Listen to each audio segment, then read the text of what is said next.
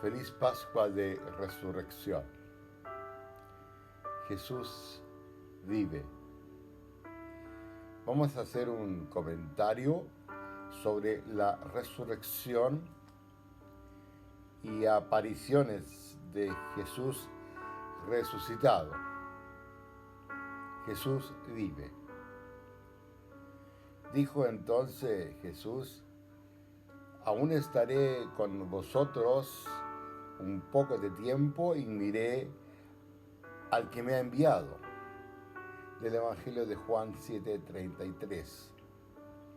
También dijo: y yo, si fuere levantado de la tierra, atraeré a todos a mí. Del Evangelio de Juan 12:32. Los apóstoles fueron los primeros en reconocer y hablar sobre la resurrección de Jesús. Y así se lo hicieron saber a los primeros cristianos. Pedro en su discurso dice que a Jesús lo alzaron en la cruz, pero Dios rota las ataduras de la muerte y lo resucitó. San Pablo en la carta a los Corintios 15:13-8 le dice: pues a la verdad os he transmitido en primer lugar lo que yo mismo he recibido, que Cristo murió por nuestros pecados, según las Escrituras, y que fue sepultado y que resucitó al tercer día, también según las Escrituras. Y que se apareció a Cefas, luego a los 12, y que después se apareció una vez más a 500 hermanos, de los cuales muchos viven todavía, dice Pablo, y algunos murieron. Luego se apareció a Santiago, luego a todos los apóstoles, y después de todo, como un aborto, lo cuenta él, se me apareció a mí. Jesús, al enseñarnos el Padre Nuestro, nos enseñó que le pidamos a Dios que se haga su voluntad aquí en la tierra como en el cielo. Así es como fue Jesús, como fue resucitado por la voluntad de Dios. Y recordemos que rezamos en el credo que padeció bajo el poder de Poncio Pilatos, fue crucificado, muerto y sepultado, descendió a los infiernos y al tercer día resucitó de entre los muertos. Subió a los cielos y que está sentado a la derecha de Dios Padre Todopoderoso. Y que desde allí rezamos a venir a juzgar a vivos y muertos. Esa es nuestra fe. Así es nuestra vida espiritual, llena de amor de Dios y de la convicción que Jesús vive para los hombres. Esa fe nos hace sentir y decir hoy día con alegría: Jesús vive. Los evangelistas narran la resurrección. Por ejemplo, Mateo 28:2-7 dice que de pronto se produjo un gran terremoto, pues el ángel del Señor bajó del cielo y acercándose hizo rodar la piedra y se sentó encima de ella. Su aspecto dice que era como el relámpago y su vestido blanco como la nieve. Y que los guardias, atemorizados ante él, se pusieron a temblar y quedaron como muertos. Entonces dice que el ángel se dirigió a las mujeres que estaban ahí y le dijo: vosotras no temáis, pues sé que buscáis a Jesús, el crucificado, y no está aquí, ha resucitado, como lo había dicho. Y relata que dice: venid, ved el lugar donde estaba, y ahora id enseguida y decir a los discípulos: ha resucitado de entre los muertos e irá delante de vosotros a Galilea, allí le veréis. Y dice el Evangelio de San Marco, capítulo 16, versículos 5-7, que y entrando en el sepulcro a un joven sentado en el lado derecho vestido con una túnica blanca y se asustaron. O sea, entrando al sepulcro vieron. Pero él les dice, no os asustéis, buscáis a Jesús de Nazaret, el crucificado, ha resucitado, no está aquí. Ved el lugar donde le pusieron, pero id a decir a sus discípulos y a Pedro que irá delante de vosotros a Galilea, allí le veréis como él ya le había dicho. Lucas también hace un relato que dice, pero encontraron la piedra que había sido retirada del sepulcro y entraron, pero no lo hallaron, el cuerpo del Señor Jesús. Que no sabían qué pensar de esto, que cuando se presentaron ante ella dos hombres con vestidos resplandecientes, como ellas temiesen e inclinasen el rostro a tierra, les dijeron, ¿por qué buscáis a los muertos al que está vivo? No está aquí, ha resucitado. Recordad cómo os habló cuando estaba todavía en Galilea, diciendo, es necesario que el Hijo del Hombre sea entregado en manos de los pecadores y sea crucificado y al tercer día le resuciten. Y finalmente el cuarto evangelio, según San Juan, a partir del capítulo 20, de los versículos 11 a 14, dice que estaba María junto al sepulcro, afuera, llorando. Y mientras lloraba, se inclinó hacia el sepulcro y ve dos ángeles de blanco sentados donde habían estado el cuerpo de Jesús, uno a la cabecera y otro a los pies. Y le dice a María de Betania, o María de Magdalena, ¿por qué lloras? Ella le respondió, porque se han llevado a mi Señor y no sé dónde le han puesto. Y dicho esto, se volvió y vio a Jesús de pie, pero no sabía que era Jesús. Y la tumba estaba vacía. Es decir, en los cuatro relatos evangélicos nos encontramos con la tumba vacía. San Mateo dice que buscáis a Jesús el crucificado. No está aquí, ha resucitado. Y San Marcos dice, buscáis a Jesús Nazareno el crucificado. Ha resucitado, no está aquí. Mirad al sitio en que le pusieron. Y Lucas dice que entrando no hallaron el cuerpo del Señor Jesús. Y Juan dice, porque han tomado a mi Señor y no sé dónde lo han puesto. Y diciendo esto se volvió para atrás y vio a Jesús y estaba allí. El mensaje de Dios a través de los ángeles. Hemos aprendido que un ángel habla cuando se formula en palabras un mensaje de Dios. Y ese mensaje en estos relatos, el de la resurrección, por ejemplo, en San Mateo dice, el ángel dirigiéndose a las mujeres dijo, no temáis vosotras, pues sé que buscáis al crucificado. Y luego y decir a sus discípulos que ha resucitado de entre los muertos. Y San Marco, no trae la palabra ángel, pero lo describe con las vestiduras que utilizaban los ángeles. Y lo relata así, vieron un joven sentado a la derecha vestido de una túnica blanca.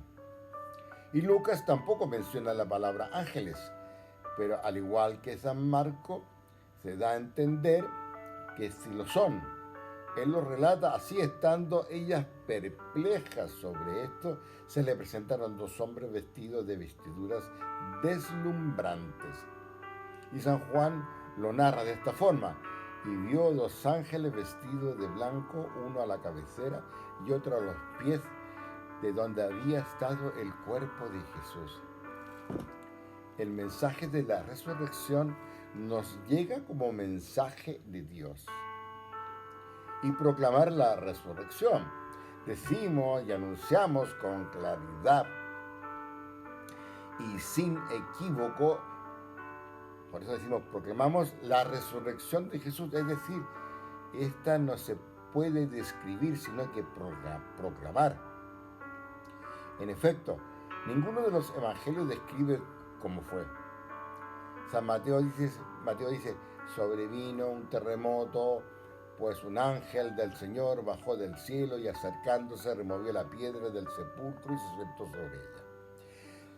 La expresión el gran terremoto procede de la idea del antiguo vocablo bíblico para explicar estos signos que se llaman de teofanía, es decir, una manifestación de la divinidad, en otras palabras. Ha ocurrido una manifestación de Dios. Y San Marcos explica cómo fue la resurrección. San Marcos tampoco explica cómo fue la resurrección. Solo dice, muy de madrugada, el primer día después del sábado, en cuanto salió el sol, vinieron al monumento y se decían entre sí, ¿quién nos quitará la piedra de la entrada del monumento? Y mirando, vieron que la piedra estaba ya removida. Era muy grande, según Marcos. Esto es, Jesús no estaba ya allí porque no estaba muerto. El mensaje de la resurrección, la tumba vacía. Dios manifestó de esta forma sus misterios. Y las mujeres van a la tumba. Según San Mateo dice que pasado el sábado, ya para alborear el día primero de la semana, vino María Magdalena, con otra María al ver el sepulcro. ¿Cuál es la finalidad de la visita de estas mujeres al sepulcro? Según Mateo, vinieron para verlo. San Marco aclara algo más. Él dice que eran 3 mujeres y venían para ungirle. Pasado el sábado, dice María Magdalena, María de Santiago y Salomé. Compraron aromas para ir a ungirles.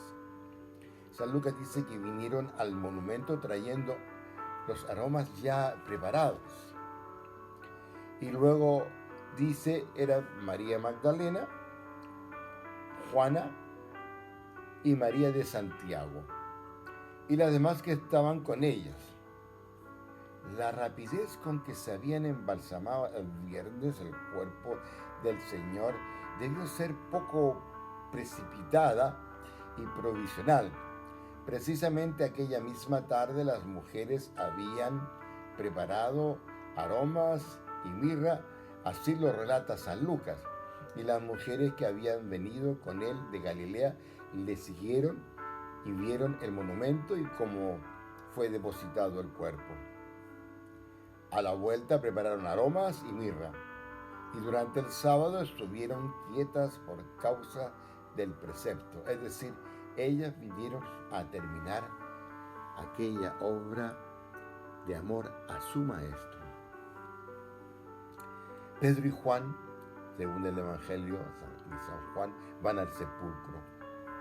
Dice que salieron Pedro y el otro discípulo y se encaminaron al sepulcro, corrían los dos juntos, pero el otro discípulo corrió por delante de él más rápido que Pedro y llegó primero al sepulcro, se supone que es Juan, y que se inclinó y vio las vendas en el suelo, pero no entró. Llega también luego Simón Pedro siguiéndole, entra al sepulcro y ve las vendas en el suelo y el sudario que cubrió su cabeza. Y vio las vendas, ¿verdad?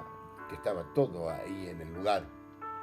Entonces dice que también el otro discípulo, el que había llegado primero al sepulcro, vio y creyó, pues hasta entonces no habían comprendido que según las Escrituras Jesús debía resucitar de entre los muertos. Entonces los discípulos volvieron a casa. Pedro y Juan debieron salir enseguida de recibir esta noticia, pues ambos corrían, dice. San Juan nos revela en este relato rasgos interesantes. Dice, el otro discípulo corrió más aprisa que Pedro. En efecto, Pedro debía estar sobre la mitad de su edad, tenemos 50 años, Y Juan era a lo mejor menor, según Ireneo, vivió hasta el tiempo de Trajano, que era 110 años, 117 años después de Cristo. Esto hace suponer que Juan pudiese tener entonces, supongamos, la mitad de Pedro, 25 años, entonces era mucho más joven. Y él, por su juventud y también por su fuerte ímpetu de amor a Cristo, corrió más a prisa y llegó primero al sepulcro, pero no entró. Solo se inclinó para ver el interior, teniendo el sepulcro, la entrada en lo bajo y teniendo posiblemente que agacharse para entrar. Es decir, Juan, para poder entrar, a dar una ojeada al interior, tenía que inclinarse. Además, Juan no entró esperando a Pedro. ¿Y por qué es esto? No lo dice. Pedro es el primero que entra al sepulcro. El evangelista insiste en que vio los lienzos en que había sido envuelto que estaban allí y que vio el sudario en que se había envuelto a la cabeza. Y verdad que estaba todo a lo mejor enrollado y puesto aparte. Entonces el evangelista, al recoger estos datos, pretende manifiestamente hacer ver que no se trata de un robo.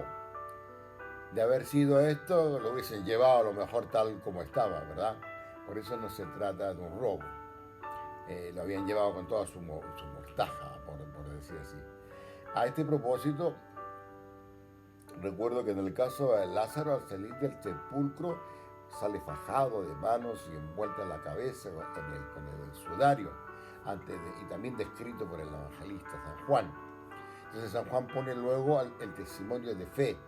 También entró y vio y creyó. Y vio el sepulcro vacío, sin que hubiese robo, y por eso creyó. Entonces luego hablemos de las apariciones de Jesús. A primera vista, las apariciones de Jesús resucitado son simplemente dichas, es decir, se expresan que Jesús simplemente estaba ahí. Jesús vive. Los relatos expresan la existencia pospascual de Jesús con medios muy terrenos. No dicen que llegó como un espíritu, sino que comió con sus discípulos. Bueno, Tomás pudo tocar los agujeros de su llaga, como conocemos en ese relato, pese a lo cual la manera y naturaleza de ese cuerpo resucitado de Jesús contradice las leyes de los cuerpos materiales, porque para él ni los muros ni las puertas cerradas constituyen un impedimento. Para él no existían las distancias. Esas distancias son importantes porque refrendan la realidad espiritual de las distintas apariciones. Los apóstoles, los discípulos y hombres como Santiago y Pablo, en que manera alguna propendían al reconocimiento de Jesús como Mesías y dejaron de lado su desconfianza y creyeron. Quienes fueron honrados con algunas de las apariciones referidas de Jesús se convirtieron en testigos del resucitado que vivía. Por ello, en las historias de las apariciones que relatan los evangelios sinópticos, las mujeres pasan luego ya a segundo plano. No es que no las hayan tenido en absoluto, sino que los sinópticos no conceden gran valor al testimonio de las mujeres. En efecto, no podían actuar en los tribunales como testigos, por ejemplo. Marcos solo menciona de paso a María Magdalena. Y cuando la propia María Magdalena le refirió a los apóstoles la aparición de Jesús, ellos se resistieron al principio a creer. Marcos lo dice, 16:11. Pero Juan relata ampliamente una aparición a María Magdalena, en Juan 20:11. Y presenta así la doctrina explícita de que Cristo terreno y el Jesús resucitado y transfigurado son la misma persona. la misma tendencia de la buena nueva de la salvación, muerte y resurrección de Cristo. Fundamentos de la fe cristiana. Laten los relatos de la aparición de Jesús a Tomás y en el lago Genesaret. En ambas apariciones se destaca con la fuerza la vinculación con la vida terrena de Jesús. En la de Tomás, mediante las heridas de la crucifixión de Jesús. En el lago, mediante la situación que crea la pesca milagrosa. Y con la llamada a Pedro y el recuerdo de su negación. De lo que se trata en estas historias es proclamar la identidad del resucitado, el Jesús que había vivido sobre la tierra. Ni los relatos sobre la tumba vacía, ni sobre las apariciones de Jesús intentan ser relatos de hechos evidentes, más bien quieren expresar en palabras las experiencias intelectuales y espirituales. Cuando la Biblia califica de apariciones esos encuentros con el resucitado, quiere decir que se trata de encuentros de tipo intelectual y espiritual, por lo demás descrito casi siempre con un vocabulario tomado de una forma sensible. De las mujeres, los apóstoles y los discípulos con Cristo vino a pesar de la muerte y de la sepultura. Es así como esos relatos están dispuestos de tal modo en que en las formas más diferentes se habla de un único ver a Jesús. Se dejó ver por ellos, se le apareció. Jesús nos muestra aquí su gran amor por sus amigos, porque ellos le habían abandonado, recordemos este pequeño detalle. Bueno, también tenemos que hablar de que los sanedristas se enteran de la resurrección de Cristo, como lo relata el Evangelio de Mateo a partir del 28, 11 en adelante, 15, que mientras ellas iban, algunos de la guardia fueron a la ciudad a contar a los sumos sacerdotes todo lo que había pasado. Estos, reunidos con los ancianos, celebraron un consejo y dieron una buena suma de dinero a los soldados, advirtiéndoles: decid a sus discípulos que vieron de noche y a robar mientras ellos dormían. Y así la cosa llega a oídos del procurador. Nosotros le convenceremos y así se evitaban complicaciones.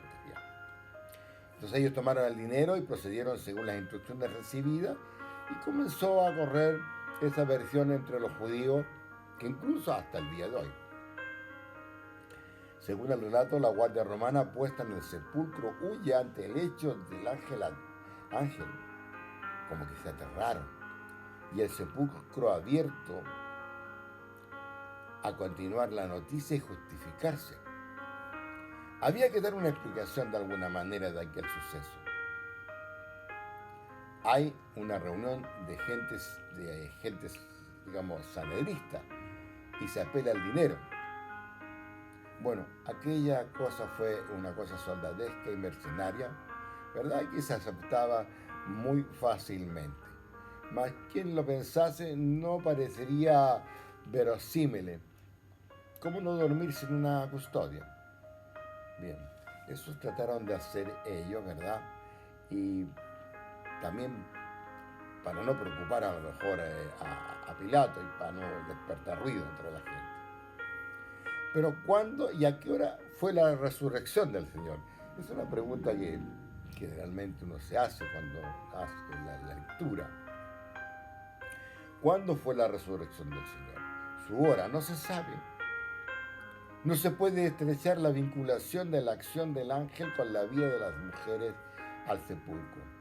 En todo caso, debió ser en la noche, a juzgar por las descripciones horarias evangélicas de la ida de las mujeres al sepulcro, y esta ya había sido antes de su llegada.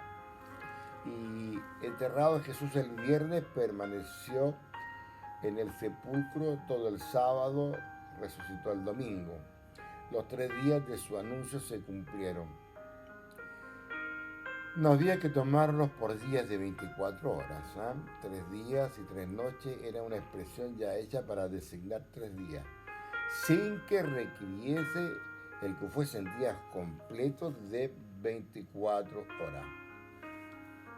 Era un principio corriente que un día comenzado o parte de un día contaba para ciertas cosas como un día entero.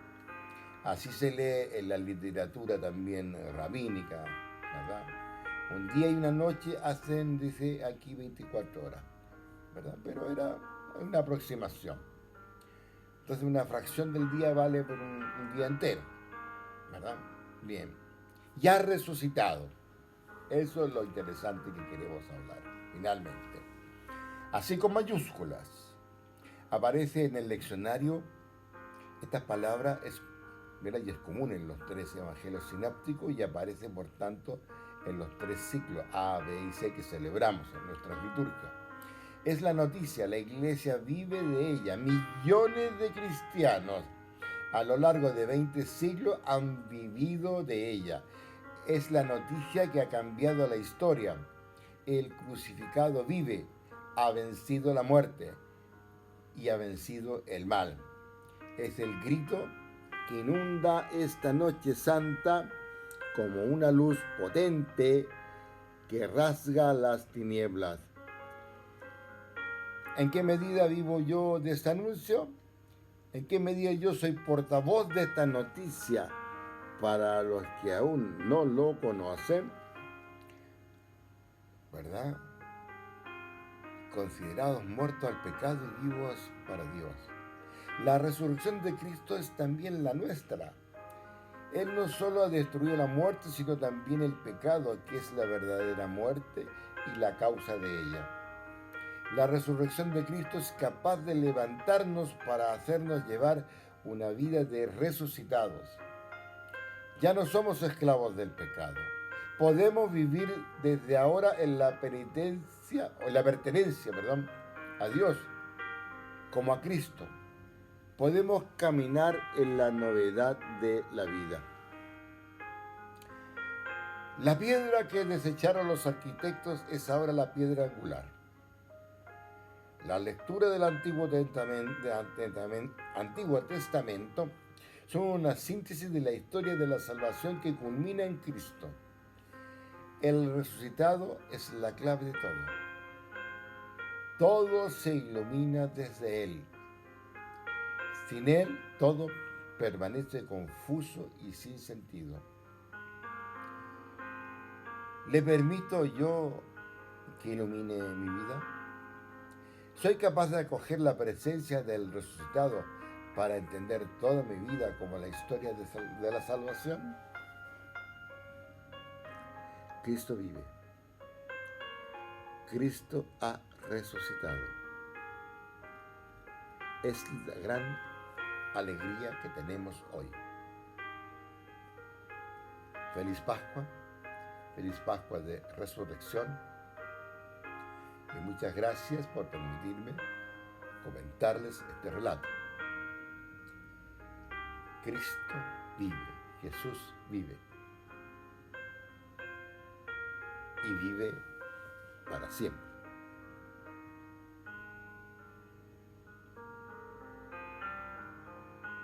Feliz Pascua.